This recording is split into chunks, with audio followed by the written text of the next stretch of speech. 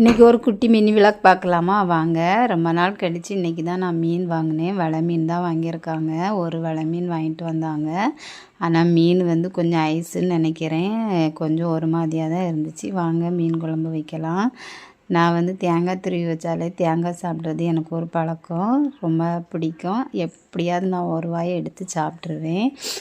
தேங்காய்க்கு வந்து சின்ன வெங்காயம், பூண்டு, மஞ்சள், அப்புறமா எல்லா மசாலாவுமே நான் வந்து வீட்டிலே அரைச்சி ரெடி பண்ணி வச்சுருப்பேன். அதெல்லாம் போட்டு அரைச்சி வச்சாச்சு. மீனும் கழுவி எடுத்துக்கிட்டேன். 2 துண்டு மீன் எடுத்து பொரிக்கிறதுக்கு வச்சுட்டேன்.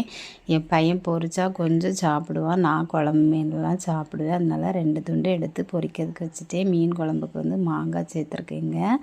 எனக்கு வந்து மாங்காய் போட்டால் ரொம்ப பிடிக்கும். எங்கள் வீட்டிலையே மாங்காய் காய்ச்சிருக்கு. அதனால் அதையே பறித்து குழம்புக்கு போட்டுட்டேன். ரொம்ப டேஸ்ட்டாக இருக்கும்.